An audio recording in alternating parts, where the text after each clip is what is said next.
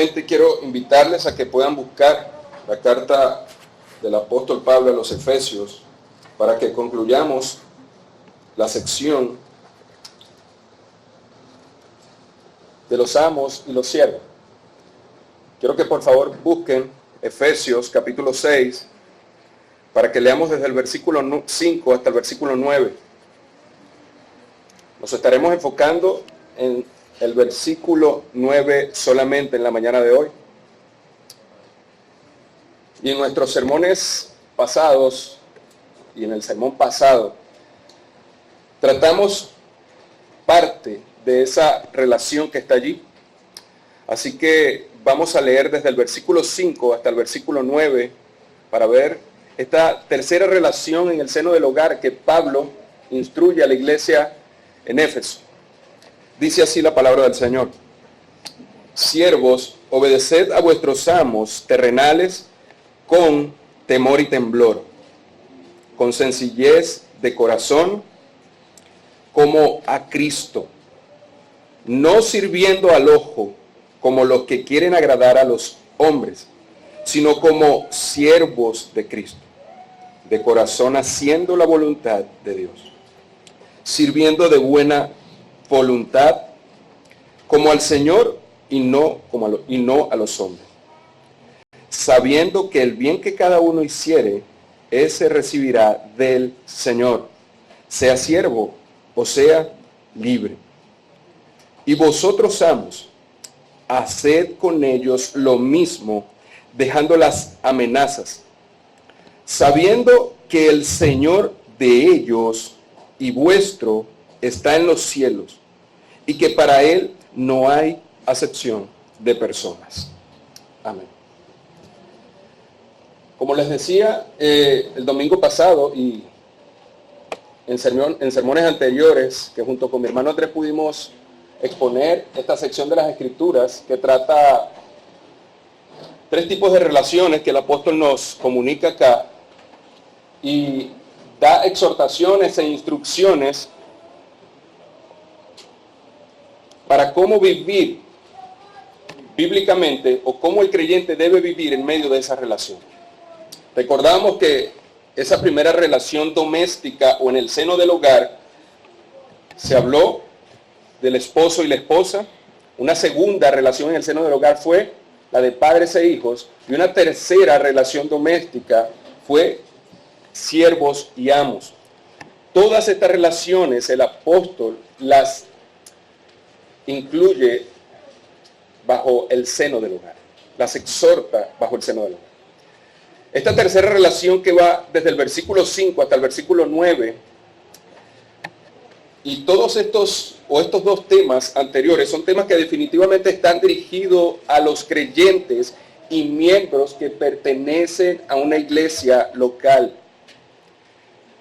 Estos tres tipos de relaciones que Pablo nos instruye también están bajo el marco de la llenura del Espíritu. Esas relaciones del hogar están bajo la llenura del Espíritu, están bajo ese marco. Por eso la semana pasada titulé la primera parte de este mensaje, Siervos y Amos, relaciones laborales llenas del Espíritu. Repito, relaciones laborales llenas del Espíritu. En esta oportunidad hablaremos de la responsabilidad de los amos hacia los siervos, o la responsabilidad u obligaciones que tienen los amos creyentes. Esta última exhortación del apóstol que hace a esta tercera relación dentro del marco del seno del hogar, sin lugar a duda, lo sigue comunicando bajo el mandato o el marco de la autoridad y la sumisión o sujeción. Sin duda que le da el sello a esta autoridad y a esta sumisión, comunicando que solo esta autoridad y esta sumisión se pueden ejercer como Dios quiere, solo por medio de la llenura del Espíritu. Este mandato no solo está dirigido a los siervos, sino que también está dirigido a los amos, a los jefes. El domingo pasado tuvimos la ocasión de solamente, o por una parte, señalar el carácter recíproco o la responsabilidad mutua acerca de estas tres relaciones dentro de ese seno del hogar. La responsabilidad que un esposo tiene con la esposa, solo mencionarla. La responsabilidad de los padres tienen con los hijos y los hijos con los padres. Y también la responsabilidad de los siervos para con sus amos. Y hoy tocaremos esa responsabilidad de los amos hacia los siervos. Entender esta reciprocidad o esta igualdad es importante para el creyente. ¿Por qué? Porque nos ayudará a tener relaciones más justas, más equitativas y soportables. Por ejemplo, una esposa no le resultará tan opresivo o humillante bajo la sumisión ver a un esposo que también se humilla ante Cristo y se somete a la iglesia. A un hijo no le resultará tan difícil obedecer a sus padres cuando esos padres pueden comunicar un amor genuino y pueden disciplinarlo con justicia o justamente. Pero para el apóstol llegar al punto de hablar, de comunicar las responsabilidades recíprocas entre siervos y amos, yo creo que fue la parte más difícil dentro de este núcleo de relaciones. La verdad es que nadie le habría sorprendido que Pablo le escribiera, exhortara a los siervos. En ese tiempo, en ese primer siglo, a la iglesia en Éfeso, quizás cuando escuchan la carta del apóstol Pablo y llega a ese punto, hasta allí la cosa quizás iba muy bien. Pero cuando empieza a tocar el punto, a comunicar las responsabilidades que ahora los amos deben tener para con los esclavos o los siervos, definitivamente no era lo mejor en el tiempo militar, político, religioso y social que el apóstol y la iglesia tenían. Definitivamente era un impacto para ellos. Un impacto que ocasionó que el apóstol procediera ahora a comunicarles a los amos cristianos que ellos también tenían responsabilidades para con sus siervos. Sin duda, este impacto fue enorme. Comunicarle a los amos que ahora ustedes también, a amos creyentes. Recuerden que la carta fue leída no en una plaza pública donde estaban creyentes o no creyentes. No, fue en el marco de la institución de la iglesia. Allí fue leída. Por tanto, la carta iba dirigida a los miembros de esa iglesia. Un ejemplo de eso es la carta que el apóstol le envía a Filemón, un miembro de la iglesia de Colosas. Dicha carta fue enviada, esa carta a los colosenses, a la iglesia en Éfeso y a Filemón, fue enviada por Tíquico. Esa carta que el apóstol Pablo envía por medio de Tíquico y Onésimo a Filemón, como todos o los que la han podido leer, deben recordar que Onésimo fue un esclavo que se había fugado del territorio de Filemón. Onésimo se había escapado hasta la ciudad de Roma, donde providencialmente llega a escuchar el evangelio por boca del apóstol Pablo. Pero luego de la conversión de Onésimo y pasado un tiempo, Pablo aprovecha esa ocasión para enviar estas 3 cartas. Y entre varios temas que las cartas llevan, Pablo aprovechó para hablar sobre el tema de amos y siervos. enviando estas cartas a la iglesia en Colosa, en Éfeso, y enviando una carta personal a Filemón. Quisiera leer desde los versos 15 al 20 en esa carta y en ese único capítulo que tiene Filemón, o que va dirigida a Filemón.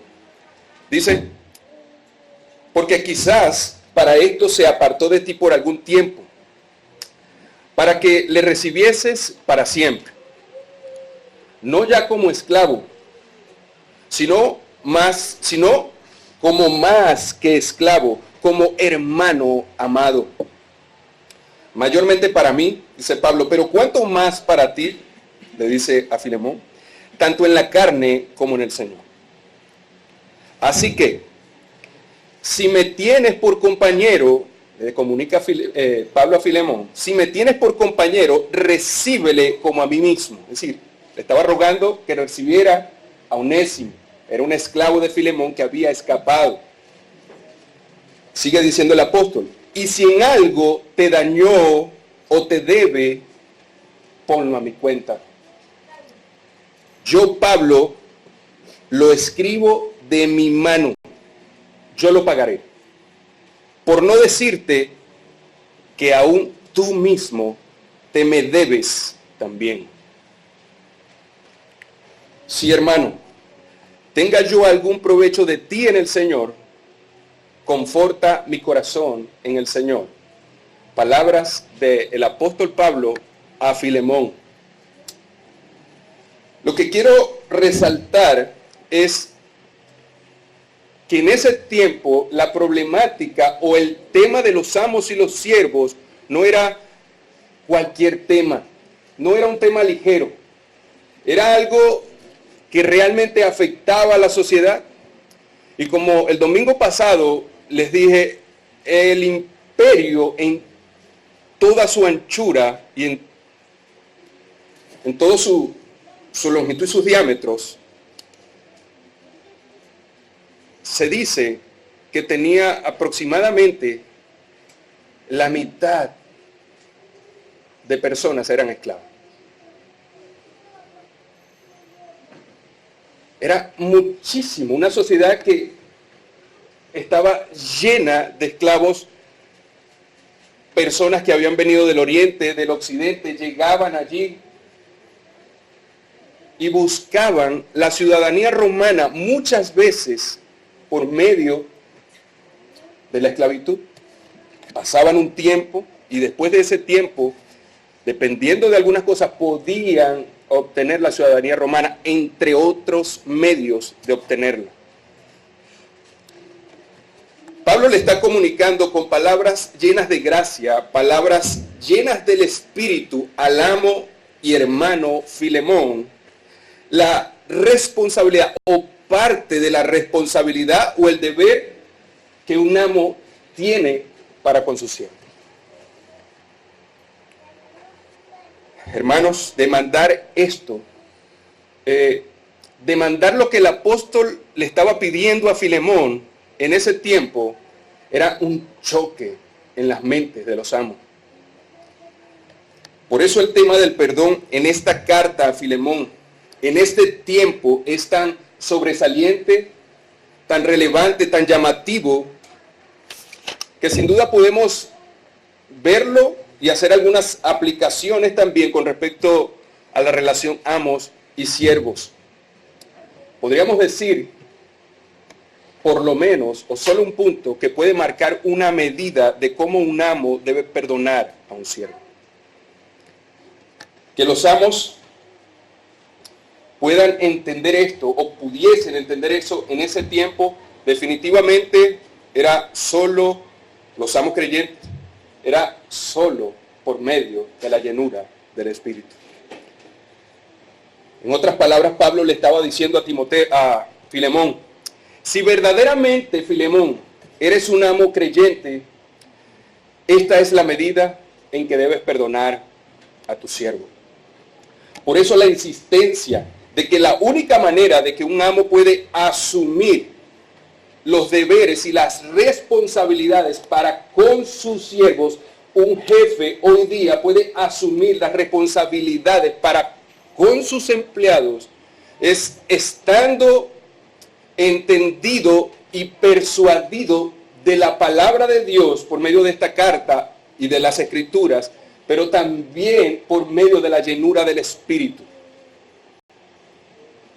Los filósofos de Grecia y las leyes romanas enseñaban y daban por sentado, escuche bien, que sus esclavos, sus siervos, sus empleados eran no más que unos utensilios. Y quiero decirle que utensilios es por todo eso que no tiene vida, todo eso inanimado, podríamos llamar, todo lo que podían usar dentro de algunos campos laborales, de trabajo, herramientas, mayormente. Pues dice que no tenían más derecho que los utensilios. Por tanto, hablar de justicia, o por tanto ver que el apóstol pueda llamar a que debamos hacer con ellos mismos, o procurar el bien ahora de los siervos y los esclavos, era una tarea difícil. Llamar y hablar, o hablar de justicia cuando el apóstol lo demandaba allí en ese verso, hacer con ellos lo mismo, en el verso 9, refiriéndose a que debían procurar y promover el bienestar de ellos. Definitivamente eso podía lograrse solo por medio del Espíritu. En otras palabras, hablar de justicia para un utensilio, hablar de justicia para un esclavo era absurdo, era paradójico, totalmente contrario a lo que estaba ya en la mente aún de un jefe creyente. Promover la igualdad que en Cristo los creyentes pueden tener era como un mazo cayendo en la mente, en la cabeza de estas personas. Definitivamente el versículo 9 que leímos es una alteración, una verdadera agitación a la relación de los amos y los siervos del momento. El apóstol buscaba colocar en su justo lugar, por una parte, la dignidad del esclavo creyente. Por otra parte, el apóstol quería comunicarles que también esos esclavos habían sido criados a la imagen de Dios. Pablo buscaba con su autoridad apostólica y por inspiración divina plantar este principio de igualdad o de equidad en esta relación amos y siervos, pero en el contexto espiritual. Por eso dice el apóstol en Gálatas 3:28 que no hay judío ni griego, no hay esclavo ni libre, no hay hombre ni mujer, porque todos sois uno en Cristo. ¿Acaso estaba el apóstol Pablo diciendo que ya el hombre dejaba de ser hombre? ¿Acaso estaba el apóstol Pablo diciendo que ya la mujer ya no era más mujer, ni el esclavo esclavo, ni el libre libre, ni el judío judío, ni el griego griego? No. El apóstol no estaba comunicando eso. Aunque Pablo sin duda está buscando cambios externos, una metamorfosis como también el Señor espera de nosotros. Pero Pablo básicamente se estaba refiriendo al orden y el valor de la salvación para cada persona. El apóstol sabe que, o sabía, y creo que nosotros estamos persuadidos de eso hoy, sabemos que si no hay un cambio radical en nuestros corazones, un cambio genuino, no podrá haber un cambio externo genuino. No podrá. En otras palabras, Pablo se propone a defender de una manera algo discreta los derechos de los esclavos. Y por otra parte, enseñar a los amos cristianos cómo deben comportarse, relacionarse con sus siervos. Pablo reconoce la autoridad que los amos tienen sobre ellos. Pablo no está desestimando eso. Repito, la intención del apóstol no es una revuelta sociopolítica. La intención del apóstol no es estar llamando a rebeliones políticas, no era la intención.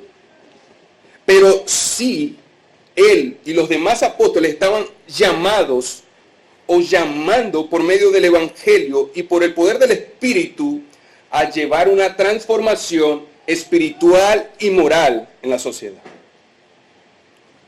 El apóstol buscaba transformar estas relaciones amos y esclavos, pero no por medios violentos, sino desde dentro del corazón, plantando nuevos principios en los corazones de los esclavos, de los siervos, pero también de los amos.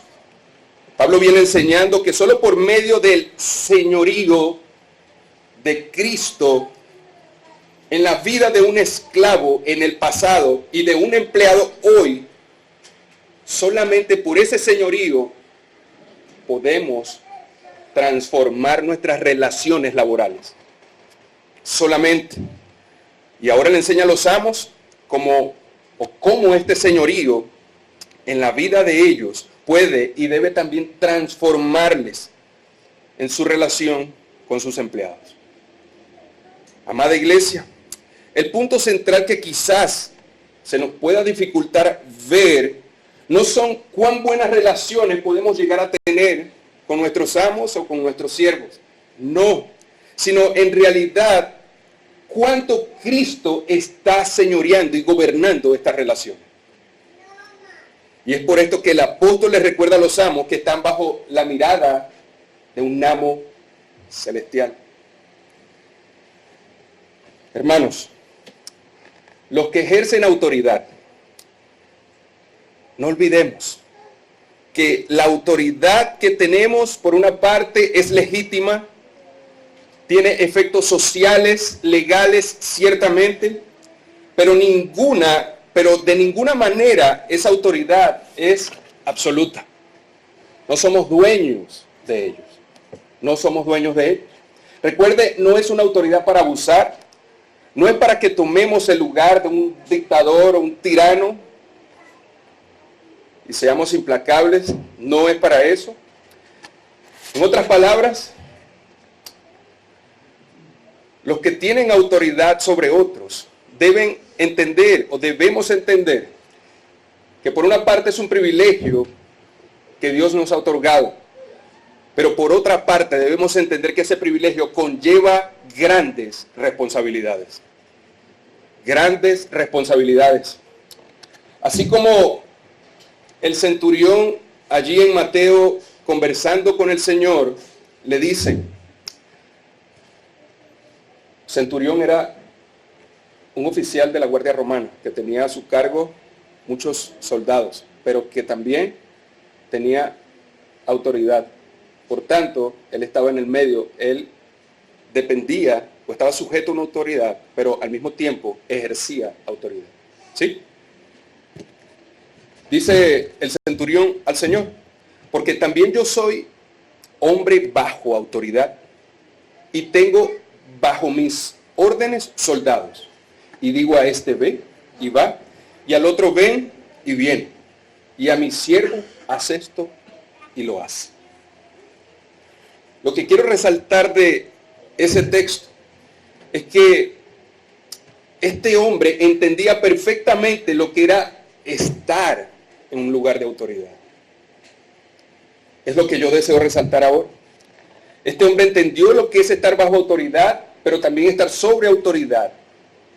Algo que hoy día quizás fallamos mucho. Pues así también, hermanos amados, que ejercen autoridad, deben conocer o debemos conocer los límites que tenemos como jefes. Debemos reconocer esos límites. Debemos saber que el tener autoridad y que esa autoridad se haya puesto, delegado sobre nosotros, implica que somos responsables de personas. Implica que somos responsables, amos creyentes, que somos responsables del nombre del Señor. Somos responsables de lo que se pueda decir de nuestra propia familia. Así que, por otra parte, el apóstol también nos recuerda en Romanos 13:1, sométase toda persona a las autoridades superiores, porque no hay autoridad de parte de Dios, y las que hay por Dios han sido establecidas. Pablo dice, si no existe autoridad, es porque Dios no la ha puesto. Pero si existen autoridades, es porque Dios las ha colocado.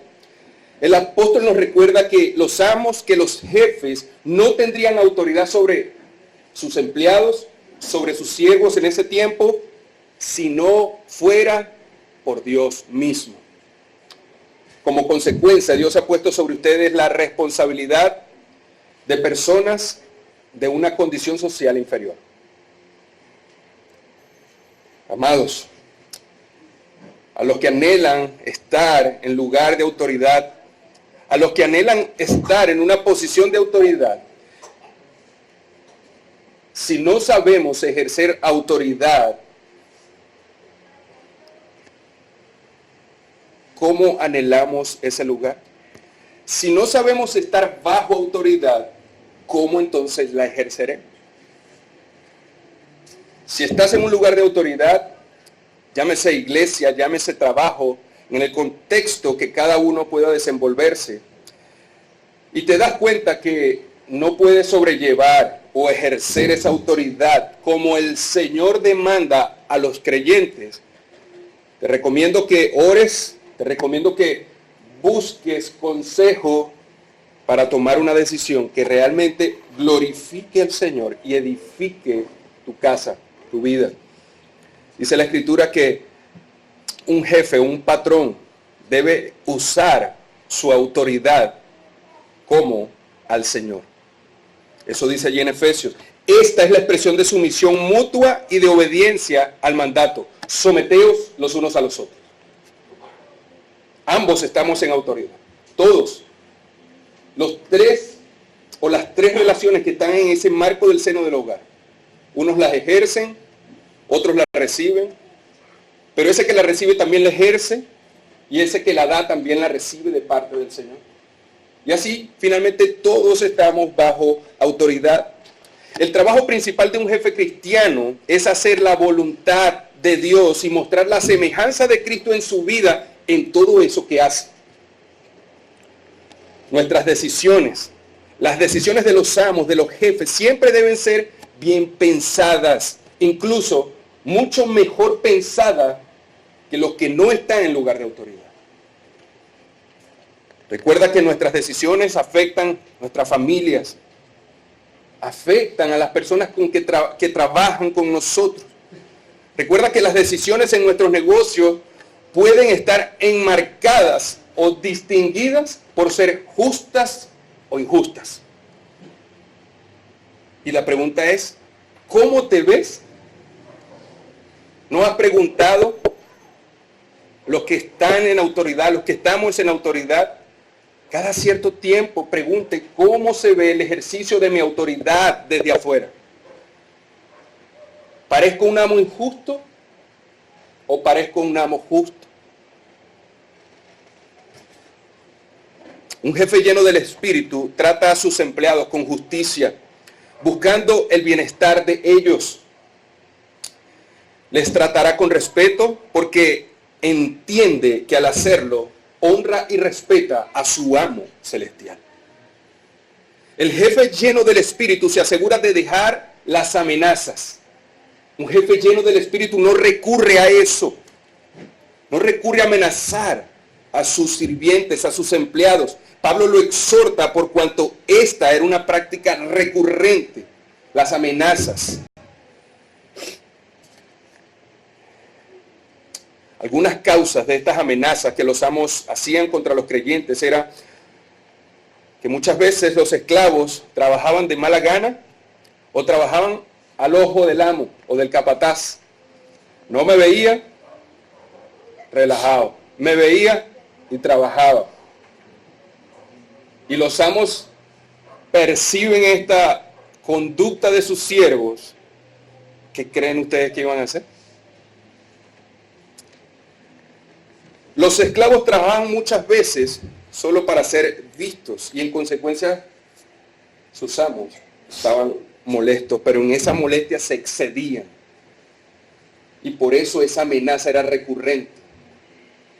Por otra parte, muchas veces los amos hacían también alarde de esa autoridad que tenían para imponer cargas mucho más pesadas a esos siervos. Quizás hoy día puede parecer o suceder lo mismo. Hay jefes que hoy día al parecer no saben dar órdenes. ¿No ha tenido usted un jefe así? ¿Acaso en algún momento nosotros mismos no hemos ejercido la autoridad de mala manera? Hay jefes que parecen no saben dar órdenes, y es algo común en algunos, sino que solamente amenazan, solamente ofenden, solamente gritan. Y en muchos momentos, o mayormente en esas amenazas, terminan siendo irrespetuosos. Terminan pasando el límite de promover el bien de ellos. La idea del texto, cuando Pablo dice, abandonen las amenazas a los jefes, es que los amos pudieran, y hoy día puedan, en lo posible, de hacer el menor uso de esa autoridad y poder. No te hace mejor jefe porque gritas más. No te hace mejor jefe porque amenazas. No te hace mejor jefe porque ofendes. No te hace mejor jefe porque lo tienes pisado. No te hace mejor jefe eso. Así que si demandas o anhelas o quieres un lugar de autoridad, te ruego una vez más, ora, piénsalo. Así que la idea de Pablo en esa frase, abandonar las amenazas, nos comunica la idea de usar en lo menor posible la autoridad y el poder. De abstenerse a imponer por la fuerza un trabajo para ellos. Un jefe que está lleno del Espíritu siempre buscará ser considerado con sus empleados y se cuidará de ser abusivo con ellos porque entiende que su posición es de carácter temporal. ¿No se ha fijado algunas veces que en algunos trabajos, en algunas empresas, yo he podido ver, pocas veces, pero he podido ver que esa persona que en un momento estaba en lugar de autoridad sobre otra, va a otro lugar y esta persona que estaba en sumisión a esta ahora está como autoridad sobre eso? Y si esa persona que normalmente sucede eso no es creyente, ¿qué cree usted que va a terminar haciendo? Se va a vengar. Esa persona va a tratar con irrespeto, va a amenazar, va a ir en contra de todo el principio que Pablo establece. Pero si eso sucede en un marco de amo y siervos llenos del Espíritu, esperemos que no suceda, que pasen las amenazas. Aunque muchas veces sé que nuestras emociones nos ganan, nos vencen. Por eso necesitamos orar, por eso necesitamos estar más llenos del Espíritu. Cuando nosotros tenemos un ejercicio de autoridad que no es el más idóneo, o no lo estamos haciendo bien, o nuestra sujeción no es la más sabia o correcta o demandada por parte del Señor, es una señal que debemos buscar más la llenura del Espíritu. No puedes hacerlo en tus fuerzas. No puedo hacerlo en mi fuerza. Terminamos siendo, sin la capacitación, sin la llenura del Espíritu, terminamos siendo hombres gobernados por nuestras emociones y terminamos siendo tan egoístas que solo podemos ver la ofensa que se comete con nosotros y en base a eso, entonces como jefe podemos amenazar, ofender y pasar los límites que el apóstol nos dice, abandonen. Un jefe lleno del Espíritu, como en el caso de Filemón, debe estar dispuesto a ir más allá de lo que es justo y de lo que es equitativo, tratando a sus empleados como Pablo le ruega a Filemón, con misericordia, con justicia, pero con misericordia, con afecto. Cuando se te presenten circunstancias en las que tus empleados te fallan, te son infieles, como Onésimo a Filemón, son insubordinados, rebeldes, y sientas que es justo, que debes aplicar una disciplina limitadamente dentro del marco bíblico, ¿verdad? Como creyentes estamos persuadidos y tenemos. También quiero decirte, amo, jefe, que debes recordar que cuando ese mismo empleado subordinado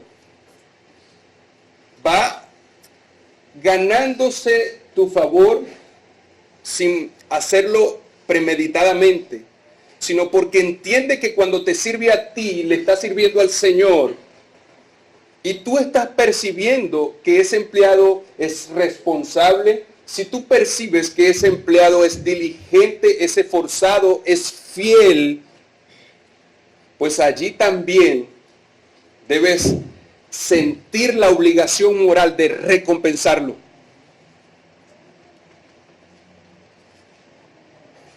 Recuerda estas palabras de Jesús, Mateo 7:12. Así que todas las cosas que queráis que los hombres hagan con vosotros, así también haced vosotros con ellos. Repito, así que es una conclusión que comunica el Señor Jesús allí. Todas las cosas que queráis que los hombres hagan con vosotros, así, de esa misma manera, de ese mismo modo, también hagan vosotros, ustedes, amos, jefes, con ellos. En otras palabras, debemos ponernos en el lugar de ellos. Debemos identificarnos con ellos.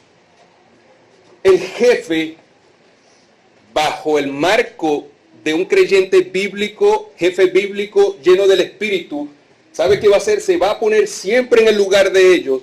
Va a sufrir cuando ellos sufren. Y va a esforzarse para que su siervo pueda salir de esa situación. ¿Te puedes imaginar tú estando en el lugar de ellos? ¿Podemos imaginarnos nosotros estar en el lugar de esos que están bajo nuestra autoridad y que muchas veces nos excedemos? ¿Te has puesto en su lugar? ¿Nos hemos puesto en sus pies? Creo que sería bueno hacerlo. Y te doy la razón por qué deberíamos hacerlo. Porque si no nos ponemos en los pies de ellos, porque si no abandonamos las amenazas, porque si no hacemos o cumplimos la exhortación que Pablo da, te recuerdo, tienen un amo en los cielos. Esto debe darnos temor. Es como decirte,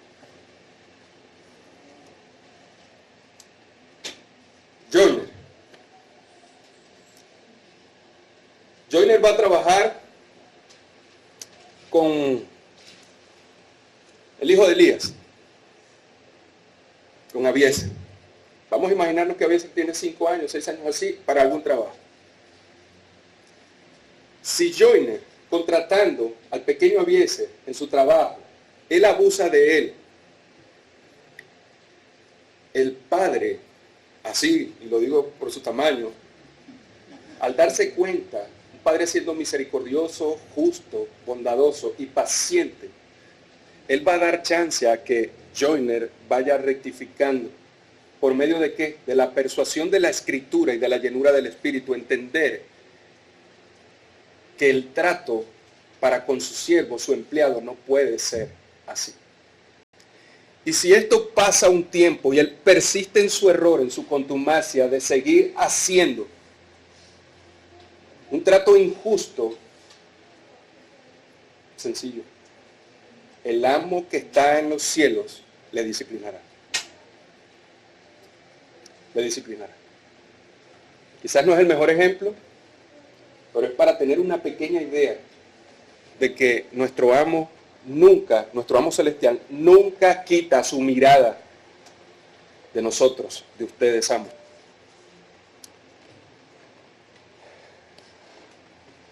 Debemos entender que el Dios nuestro también es el Dios de ellos. Amos, jefes, el que hizo los cielos, ese que hizo los cielos, ese que hizo la tierra, ese que hizo el mar, las estrellas, la luna. Me encanta hablar de la creación de Dios. También es amo de ellos, de tus empleados. También Él, Dios, es su Señor. Eso dice el apóstol. Y no solamente lo dice, deben saberlo. Deben saberlo, deben recordarlo. En otras palabras, amos, no lo olviden. No lo olviden. Que el amo de sus siervos también está allá en los cielos y que también mira y no quita su mirada.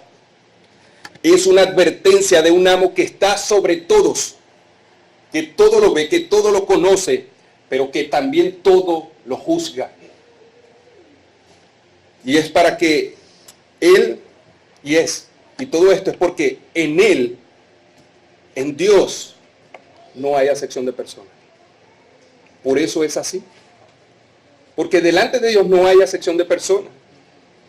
No porque sea judío tiene mayor aceptación delante de Dios que un gentil.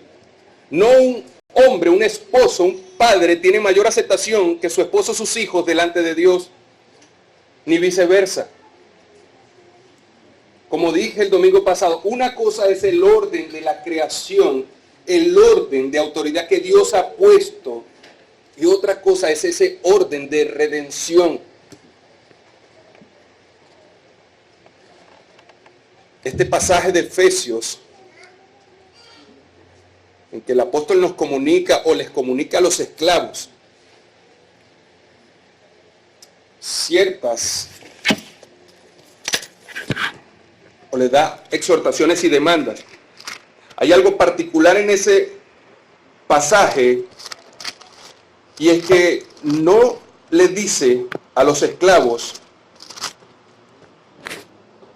que Dios no hace acepción de personas. Él le dice eso es a los amos. Él le dice a los amos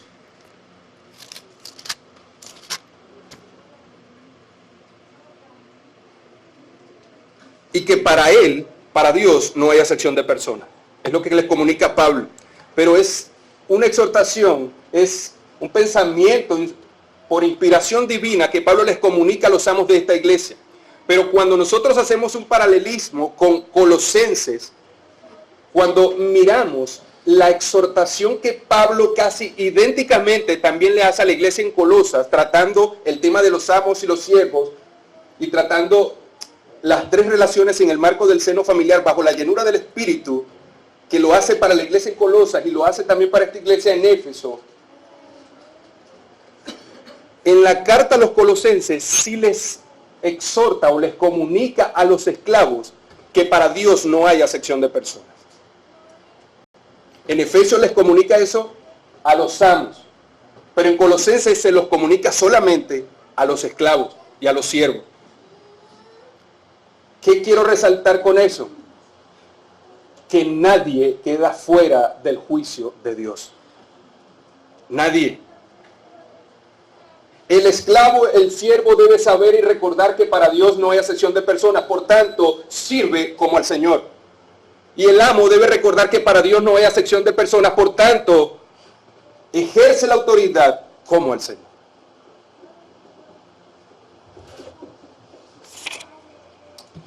Así que ambas posiciones de autoridad y sumisión, jefes y empleados, llamados a tener integridad en todo lo que hacen, sea la posición que tenga, porque es una posición, es una autoridad dada por Dios.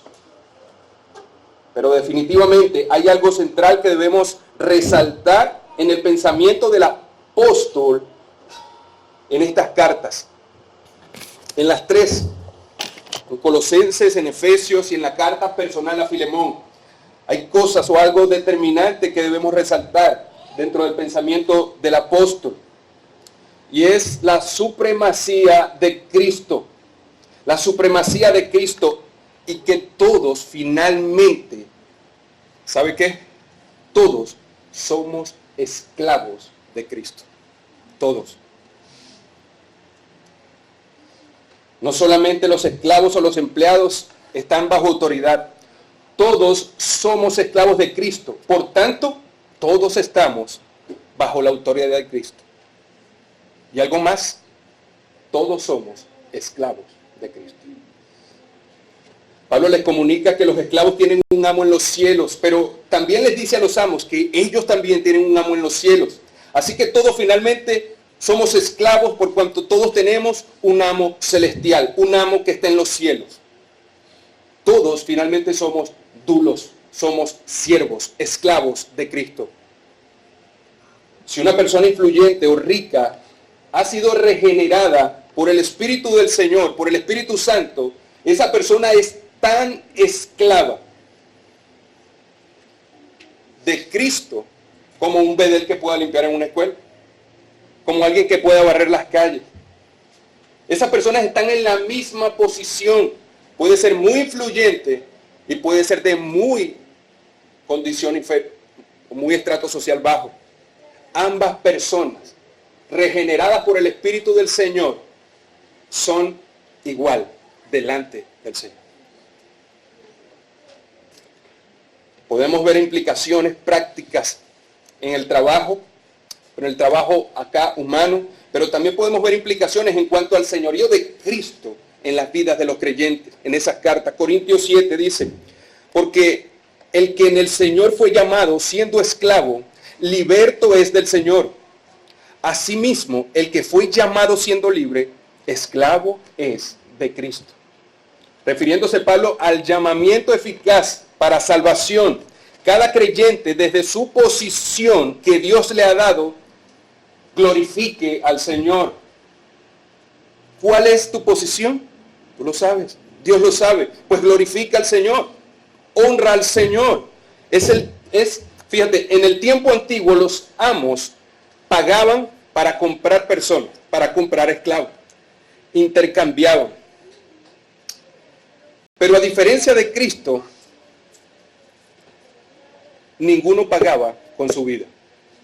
Estos amos en la antigüedad pagaban con oro, con plata, dependiendo lo que compraran, con algún material o algo que a otro le interesara, o intercambiaban esclavos, dependiendo el tipo de esclavo. Pero en Cristo no es así. En Cristo no es así. Fuimos comprados por un alto precio. Fuimos comprados a precio de sangre. Esa es la pequeña, enorme diferencia que tenemos, o que Cristo, como nuestro dueño, tiene con los amos terrenales. Los amos compraban esclavos con muchas cosas, pero nosotros, amados hermanos, fuimos comprados con algo supremamente glorioso, su sangre, un alto precio que pagó por un pueblo que cada día está siendo añadido a la iglesia, al cuerpo. Si un jefe terrenal nos puede contratar, si un jefe terrenal te puede contratar a ti y pagarte por algún trabajo que realice y estar contento con ese salario que te da, ahora te pregunto, ¿estás contento con tu amo celestial? ¿Entiendes que servirle al Señor debe ser un anhelo, un gozo enorme, por cuanto Él no nos compró con oro, con plata, ni con cosas corruptibles, sino que nos compró con lo más glorioso que puede haber, la sangre del Hijo de Dios? No hay nada más glorioso en este mundo. No hay revelación más excelsa en este mundo que el Hijo de Dios, y tomando forma de siervo, encarnándose para salvar, para derramar su sangre por pecadores. Debemos dar la obediencia total de nuestro corazón. Definitivamente, amos y siervos creyentes somos esclavos, le pertenecemos. Es una relación tan cercana con Dios, es una relación que el creyente tiene tan filial con Cristo, que ahora gozamos de ricas bendiciones como el apóstol nos comunica al inicio de la carta a los Efesios. Tenemos un privilegio tan enorme de poder ser dulos, siervos de Cristo, que muchas veces no lo podemos ver. Muchas veces como que estamos nublados, estamos tan entretenidos, o hay cosas que en nuestro corazón y en nuestra mente han ganado tanto terreno y territorio que se nos hace difícil, o estamos como en una balanza pesando la supremacía de Cristo en nuestras vidas con las cosas terrenales. ¿Cómo es que podemos tomar decisiones tan ligeramente y no preguntar, no buscar consejos a nuestro amo celestial y usar los medios? ¿Cómo es que muchas veces podemos hacer esto? ¿Cómo es que no nos da temor andar sin la llenura del Espíritu, sino a expensa de nuestras propias emociones? ¿Cómo no nos da temor vivir la vida así? Si no nos da temor vivir la vida lejos de Dios, solamente como un cristiano nominal que puede llegar los domingos acá y venir y estar sentado acá y tener una apariencia, una cáscara de piedad, y te basta con vivir una vida así, pues revísate, pues ora al Señor. Iglesia, en el Imperio Romano, el estado social de un esclavo dependía del estado social del amo. Repito, el estado social de un esclavo dependía del estado social del amo. Si un amo era un gobernante prominente, sus esclavos, sus siervos iban a ser prominentes, de altura.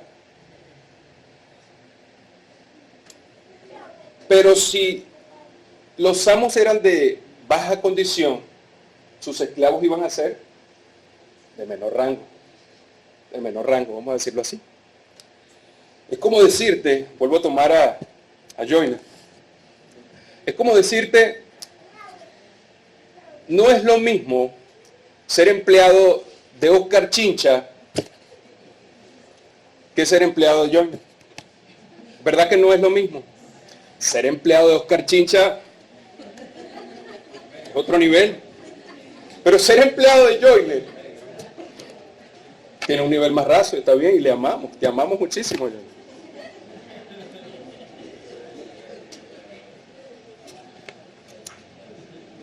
Hermanos, ahora imagínate la condición de ser un esclavo de Cristo.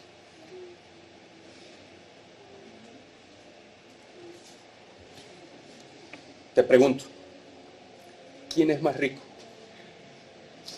¿Quién es más prominente e influyente que Cristo? ¿Quién es más misericordioso que Cristo? ¿Quién es más bueno que Cristo? ¿Quién es más justo que Cristo? ¿Quién es más lleno de gracia que Cristo? ¿Quién es más paciente y perdonador que Cristo? Nadie. Nadie, amados hermanos, nadie. Y debes estar convencido de eso. Debes estar persuadido de eso. Y eso tiene que motivarte, tiene que animarte, tiene que consolarte a servir a Cristo. Esa es la excelente noticia para nosotros los creyentes. Pero también está la otra cara de la moneda. También está la otra parte de la moneda. Y es para aquellos que no son esclavos de Cristo. Si tenemos un amo tan excelso, tan único, tan espléndido, tan glorioso, para con sus hijos, para con sus esclavos, imagínate también este amo de alguna forma aplicando su justicia, sus atributos a los que le rechazan.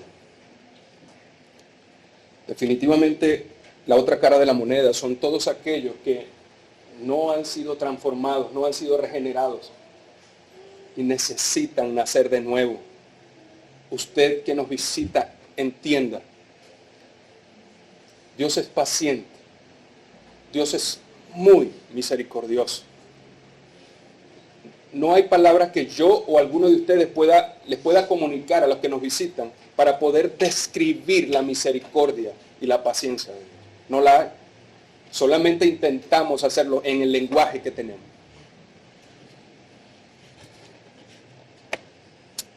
Debe entender que usted está en una condición de pecado. Dice la Biblia que esa otra cara de la moneda son todos aquellos hijos de ira y que si no se arrepienten y vienen a Cristo, pues habrá una condenación sobre ustedes. Habrá un juicio y Dios se ha a glorificar aún con los pecadores. La justicia de Dios se glorifica cuando pecadores van al infierno, pero no es lo que Él desea. Él desea que todos se arrepientan. Él desea que usted se arrepienta. Él desea que usted venga a Él. Él desea que usted sienta el dolor de sus pecados en arrepentimiento genuino y entienda que ha sido hostil contra Él. Si no entiendes eso, si no vienes con un arrepentimiento genuino a Cristo, si no te humillas a Él, pasarás una eternidad sin Cristo. No hay cosa peor. Te voy a decir algo. El pequeño cielo que vivirás es este. Y para los creyentes este es el pequeño infierno que vivimos. ¿Sí lo entiendes? Pero ¿sabes qué? Hay esperanza. Hay esperanza para el pecador. Hay esperanza. Hay una salida. Hay un remedio. Es Cristo. Es el Salvador. Ruégale, búscale, suplícale que te dé la fe. Reconoce tus pecados. Ven a Él con arrepentimiento. ¿A dónde? Acá, no, a tu casa, a tu propio corazón, en tu propia mente, en tu intimidad. Dile, Señor, ¿qué he hecho contra ti? He sido tan hostil contra ti y no lo había visto. Mira tu vida atrás y ves que todo lo que has hecho ha ofendido al Señor. Pero ahora tienes la esperanza por medio de escuchar la predicación del Evangelio, fijar tus ojos en Cristo, ser una nueva criatura y ahora ser un esclavo del mejor amo que puede existir, Cristo Jesús. Hay esperanza para ti, pecador. Quiero terminar leyendo estas palabras del apóstol Pablo a los filipenses. Dice, haya pues en vosotros este sentir que hubo también en Cristo Jesús, el cual siendo en forma de Dios, no estimó el ser igual a Dios como cosa a que aferrarse, sino que hizo, se despojó a sí mismo, tomando Cristo una forma de siervo,